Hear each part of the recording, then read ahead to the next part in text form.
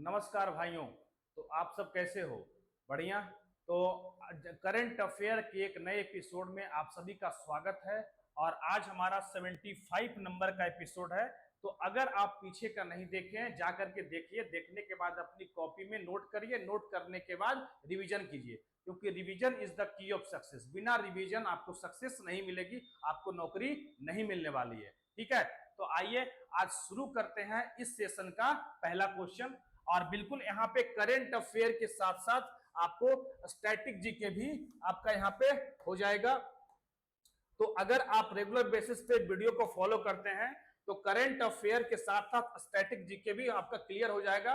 और जब भी वीडियो देखते हैं तो नोटबुक खोल करके उसको देखते चलिए और नोट करिए, नोट करने के बाद रिवीजन करिए। ठीक है, चलिए तो आइए देखते हैं आज के सेशन का पहला क्वेश्चन क्या है। Raj Thackeray has been demanded the Indian Bank Association to follow which directive which is in the force since the year 2015। मतलब राज ठाकरे ने भारतीय बैंक संघ से किस निर्देश का पालन करने की मांग की है जो वर्ष 2015 से लागू है।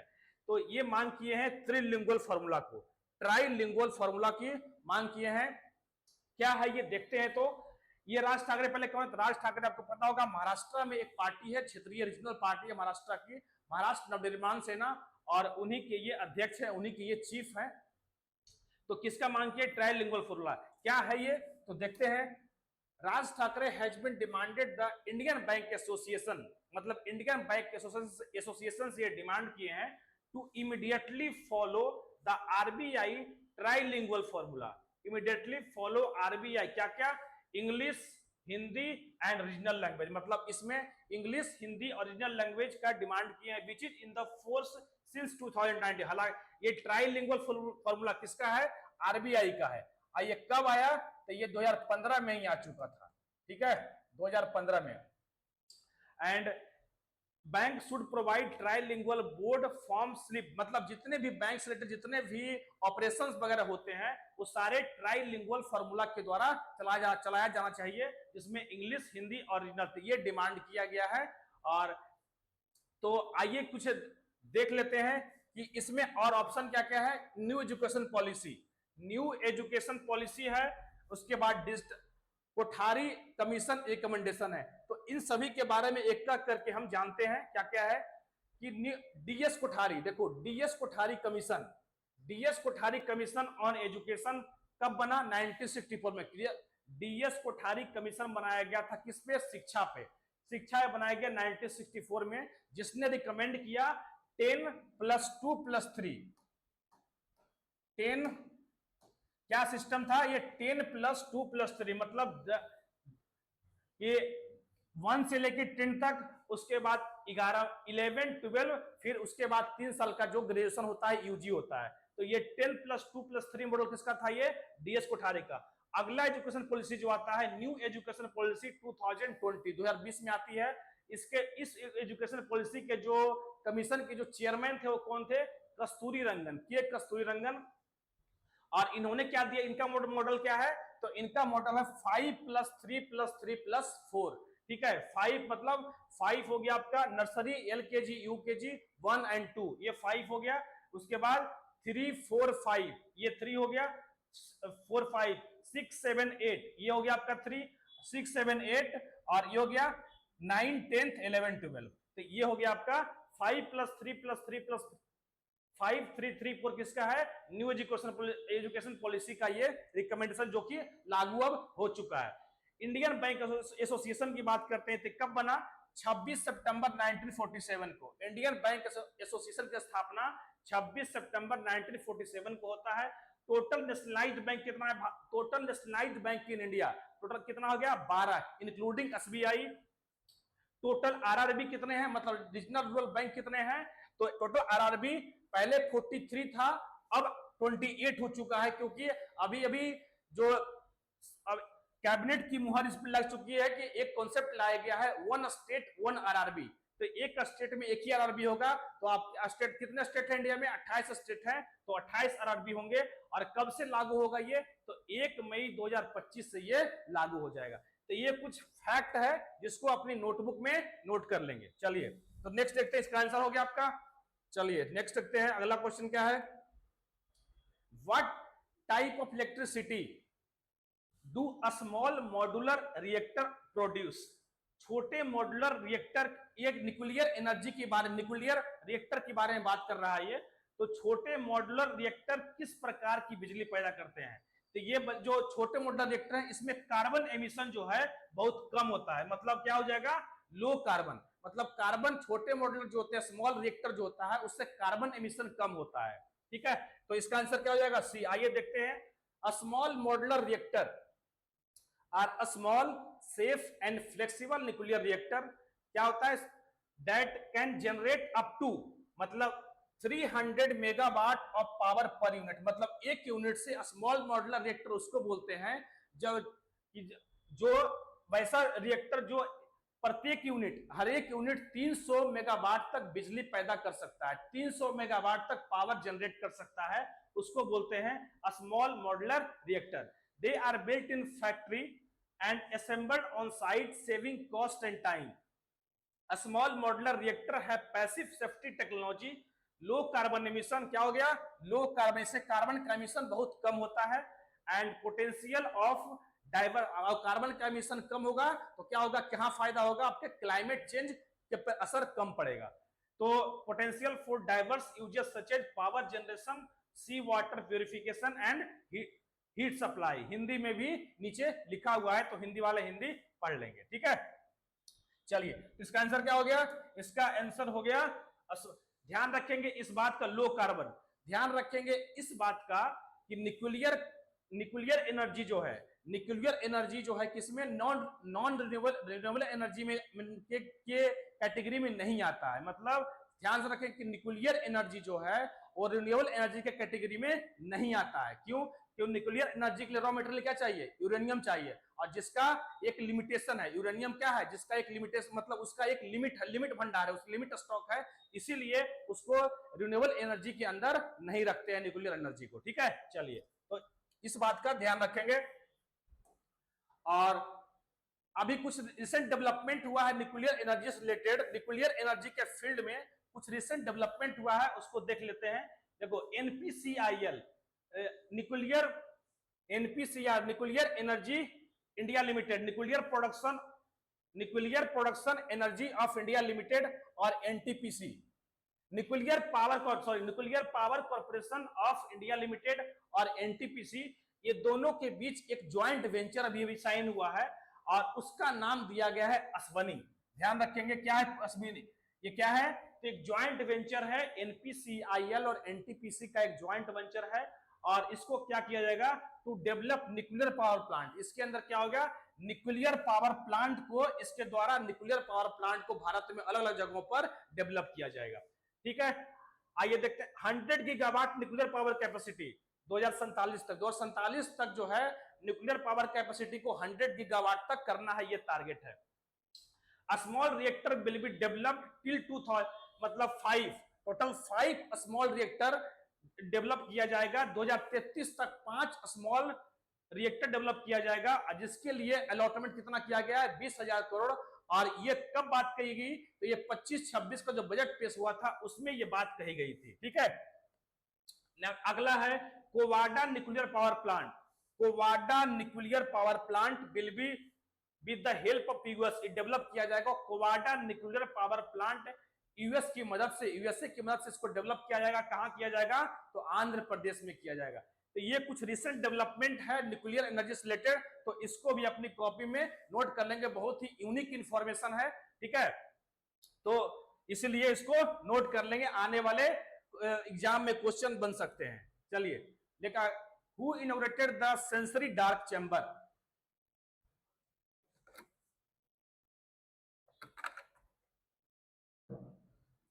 who inaugurated the sensory dark chamber called अंतर्दृष्टि। अंतर्दृष्टि नामक संवेदी अंधकार क्षेत्र का उद्घाटन किसने किया है, तो ये किया है राजेश अग्रवाल के द्वारा किया गया है। आइए क्या है ये देखते हैं, अंतर्दृष्टि है क्या, तो ये है national institute of empowerment of person with disability. तो सबसे पहले क्वेश्चन तो आपका स्टैटिक यही बन गया, national institute for empowerment of person with disabilities. ये कहां है? तो ये है देहरादून में। Has launched a special sensory, क्या है? Special sensory dark room called Antardrishti, special sensory dark room called Antardrishti which was prepared in collaboration with the national association for blind new Delhi. मतलब ये कोलैबोरेशन किससे कोलैबोरेशन से? National association for blind new Delhi के collaboration से ये अंतर्दृष्टि को डेवलप किया गया है।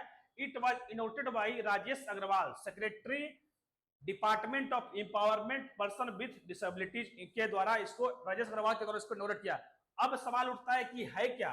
तो ये बनाया गया इसलिए कि जो भी कोई विजुअल इंपेयर्ड पर्सन होते हैं, और जो मतलब जो अंधा व्यक्ति होता है जिसको दिखाई नहीं, तो जो विजुअल इंपेयर्ड पर्सन होता है उसको, उनको अपने जीवन में क्या क्या कठिनाई, क्या क्या समस्याएं झेलना पड़ता है, तो उसी समस्याओं को एक्सपीरियंस कराने के लिए ये लॉन्च किया गया है कि यहाँ पे आप जा सकते हैं, एक नॉर्मल पर्सन है इस डार्क रूम में जाकर के इस एक्सपीरियंस को अंडरस्टैंड कर सकता है। ठीक है, तो इसीलिए इसको डेवलप किया गया है।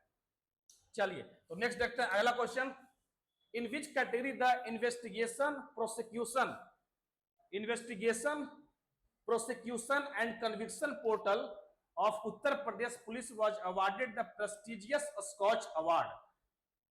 ये किसको दिया गया है? तो ये पुलिस एंड सिक्योरिटी के लिए दिया गया है। उत्तर प्रदेश पुलिस के जांच, अभियोजन और दोष सिद्धि पोर्टल को किस श्रेणी में प्रतिष्ठित स्कॉच पुरस्कार से सम्मानित किया गया? तो ये सम्मानित किया गया किस कैटेगरी में? तो पुलिस एंड सिक्योरिटी कैटेगरी में सम्मानित किया गया किसको? उत्तर प्रदेश पुलिस को।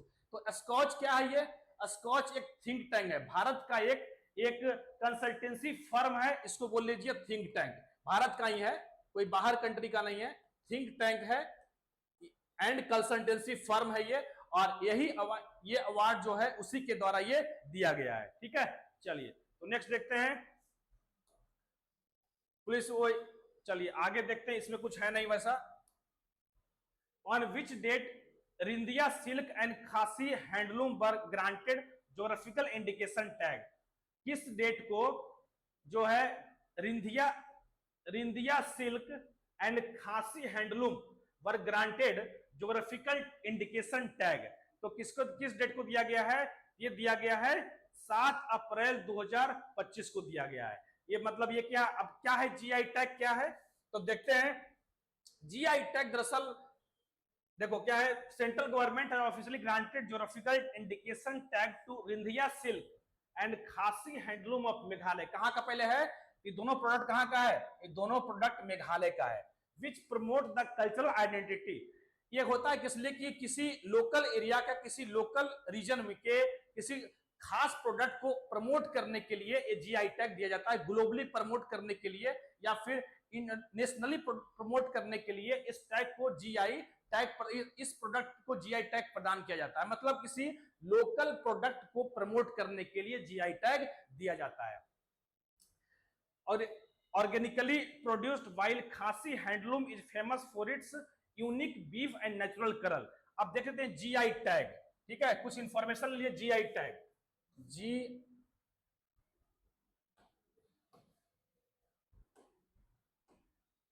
जीआई टैग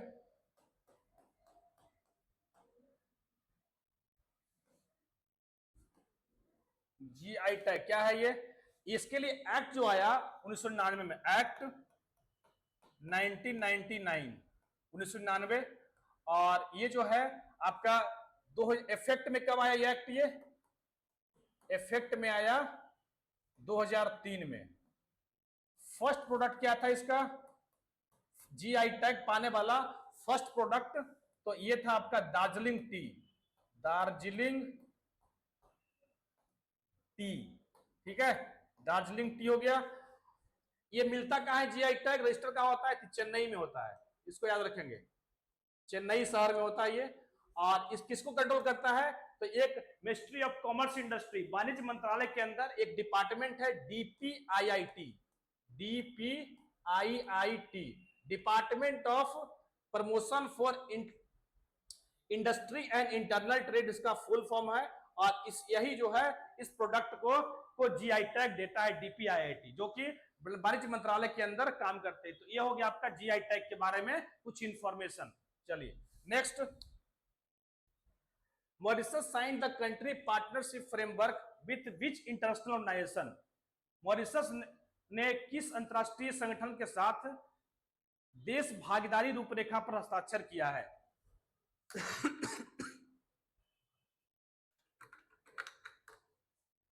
तो ये हो किसके लिए किया है? मॉरिशस ने किस अंतरराष्ट्रीय संगठन के साथ देश भागीदारी रूपरेखा पर हस्ताक्षर किया है? तो ये किया है international solar alliance. International solar alliance पे हस्ताक्षर किया है कौन? मॉरिशस। और ये पहला अफ्रीकन कंट्री है। तो इसके अलावा और कौन कौन किया है? तो टोटली चौथा कंट्री है।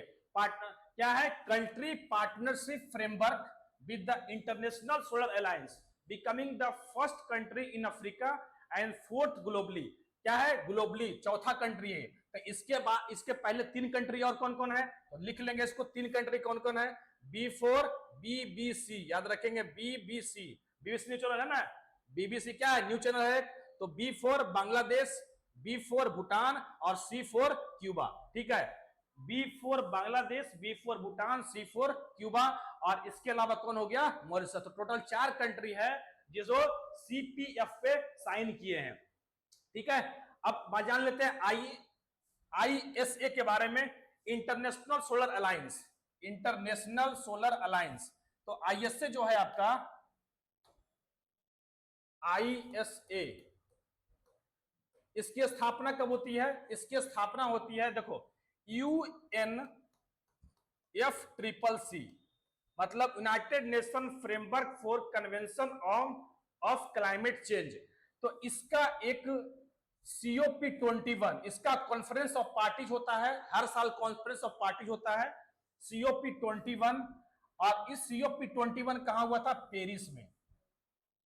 पेरिस में। और ये कब हुआ था? 2015 में हुआ था। ये जो COP21 हुआ था 2015 में। और इसी साल जो है ISA क्या होता है? फॉर्म्ड होता है। ISA, international solar alliance, ISA formed. इसका हेड क्वार्टर कहां है? तो ध्यान रखेंगे, हेड क्वार्टर गुरुग्राम है, गुरुग्राम, हरियाणा। ठीक है, टोटल कंट्री ISA में कितने हैं? ISA में टोटल जो मेंबर कंट्री है,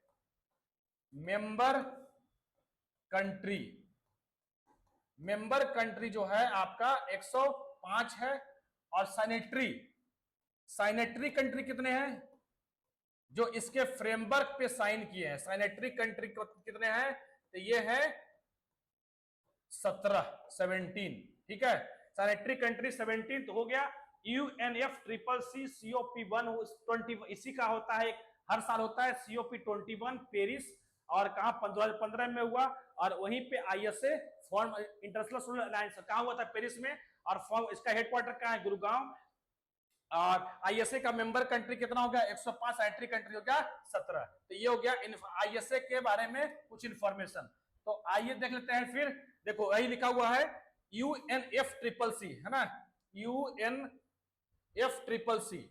ये जो हुआ साइन 1992 में, 1992 में क्लाइमेट चेंज के ऊपर जो है ये एक कन्वेंशन साइन हुआ 1992 में। कहा?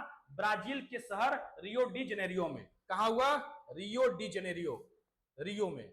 ठीक है, शॉर्ट में रियो बोलते हैं। तो रियो डी जेनेरियो में कन्वेंशन साइन होता है किस पे? क्लाइमेट चेंज पे। इंटरनेशनल एटॉमिक एनर्जी एजेंसी ये कब बना? 1957 में, 1957 में बना। और इसका जो हेड क्वार्टर कहां है? ऑस्ट्रिया का कैपिटल वियना में है। ठीक है, चलिए वियना। वर्ल्ड बैंक तो आपको पता ही होगा कि वर्ल्ड बैंक कितना है? 19 जुलाई 1944 में बना, ये 1944 में बना। और इसका हेड क्वार्टर कहां है? तो USA का कैपिटल वाशिंगटन DC में इसका हेड क्वार्टर है। ठीक है, और इसी ईयर में बना था IMF, जिसको ट्विन बोलते हैं। वर्ल्ड बैंक और IMF सेम डे में, एक ही सेशन में दोनों की स्थापना होती है। वर्ल्ड बैंक जिसको बोलते हैं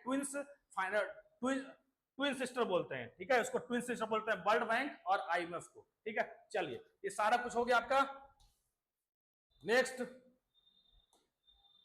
who submitted the bid to host the 2035 FIFA women's world cup 2035? देखेंगे 2035 में फीफा महिला विश्व कप, ध्यान रखेंगे ये महिला विश्व कप है। फीफा महिला विश्व कप की मेजबानी के लिए किसने बोली प्रस्तुत की है, मतलब किसने होस्ट कराने के लिए क्या बोली लगाया जाता है, तो बोली किसने होली, ये बोली कहां लगाया गया, तो ये बोली लगाया गया England, Scotland, Wales and UK में बोली लगाया गया ये, ठीक है। तो फीफा के बारे में अगर हम बात कर लें तो फीफा आपको पता हो कि हर 4 साल बाद फुटबॉल फीफा होता है। फुटबॉल का सबसे बड़ी बॉडी को, फुटबॉल की जो बॉडी है क्या बोलते हैं उसको, इंटरनेशनल बॉडी है, उसको बोलते हैं फीफा। तो फीफा ये जो है, इसका जो पहला गेम कब हुआ था, फीफा वर्ल्ड कप का फर्स्ट गेम हुआ था 1930 में। और विनर कौन था इसका, तो इसका जो first game, first world cup, first FIFA world cup, और इसका जो विनर था कौन था, उरुग्वे, उरुग्वे, ठीक है, उरुग्वे हो गया फर्स्ट। उरुग्वे का स्पेलिंग देख लीजिएगा, उरुग्वे, उरुग्वे है। और उसके बाद ये किसको हराया था, तो अर्जेंटीना को हराया था। और इसके बराबर हो गया कि ये कहां पे, तो 1930 में फैला हुआ गया, पहला फर्स्ट 1930 में हो गया उरुग्वे। और इसके लिए जो सबसे ज्यादा बार फीफा कौन जीता है, तो ब्राजील, ब्राजील जो है वो 5 बार, 5 टाइम्स, ब्राजील 5 टाइम्स विनर है। और इसके बाद इटली जो है 4 टाइम्स विनर है। इटली हो गया आपका 4 टाइम्स और ब्राजील हो गया आपका 5 टाइम्स, ठीक है। चलिए तो आइए देख लेते हैं अगला सवाल। हाँ, अब देखो यहां बात उठी है किसकी, इंग्लैंड के बारे में। तो ध्यान रखेंगे इस बात का कि इंग्लैंड और वेल्स जब दोनों आपस में मिलता है, इंग्लैंड और वेल्स को मिलाकर के बोलते हैं Britain. England, Wales, Scotland England, Wales, Scotland को मिला के बोलते हैं Great Britain. England, Wales, Scotland plus Northern Ireland को मिला के बोलते हैं यूके। और इसी को बोलते हैं न्यूज, शॉर्ट फॉर्म क्या है इसको, news. N for Northern Ireland, E for England, W for Wales और S फॉर स्कॉटलैंड। और जब England, Wales, Scotland, Northern Ireland plus Republic of Ireland जब पांचों आपस में मिलते हैं तो इसको बोलते हैं ब्रिटिश आइल्स, ठीक है। तो ये भी अपनी कॉपी नोटबुक में नोट कर लीजिएगा, यहां से क्वेश्चन बन सकता है, ठीक है। फीफा के बारे में बात करें तो फीफा बॉडी कब बनी, 1904 में। हेडक्वार्टर कहां है, ज्यूरिख।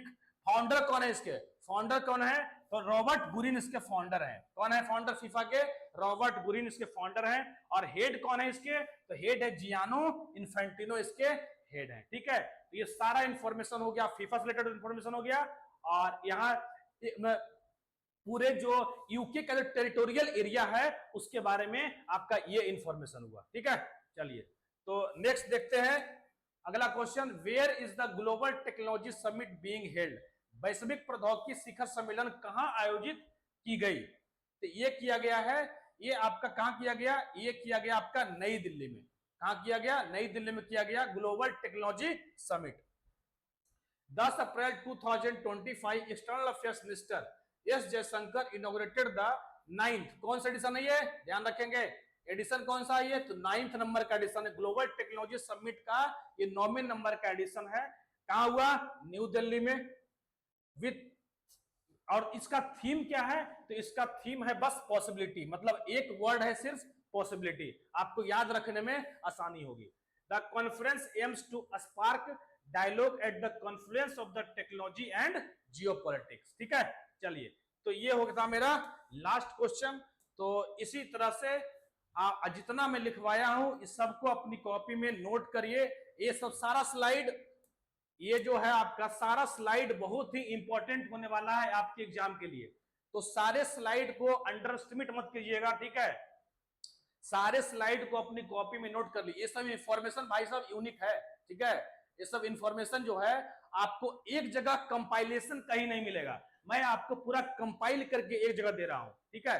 ये तो इसको अपनी कॉपी में नोट करिए, नोट करने के बाद उसको समय समय पे पढ़िए और 100% मैं बोल रहा हूं कि ये जो है आपका, ये सारा इंफॉर्मेशन आपके काम आने वाले हैं, आपके एग्जाम में आने वाले इंफॉर्मेशन है। ठीक है, चलिए, क्योंकि इसी को बोलते हैं स्टैटिक। कोई जरूरी नहीं है कि आपसे यही क्वेश्चन पूछेगा, इससे रिलेटेड जितना भी क्वेश्चन आपसे बन सकता है, उस क्वेश्चन में से सारे में से जितने भी पर्सपेक्टिव पर जितने भी क्वेश्चन यहां से बन सकते हैं, मैं सारा आपको करवा दिया। ठीक है, ऑलमोस्ट, तो यहां से ज्यादा क्वेश्चन आपसे नहीं बनेगा। तो इसीलिए इस सब को अपनी कॉपी में नोट करिए, नोट करने के बाद रिवीजन करिए, और रिवीजन करने के बाद फिर नौकरी पाइए। चलिए, थैंक यू। अगर सेशन अच्छा लगा होगा तो लाइक करें, शेयर करें, सब्सक्राइब करें। तब तक के लिए थैंक यू, स्टे ट्यून्ड।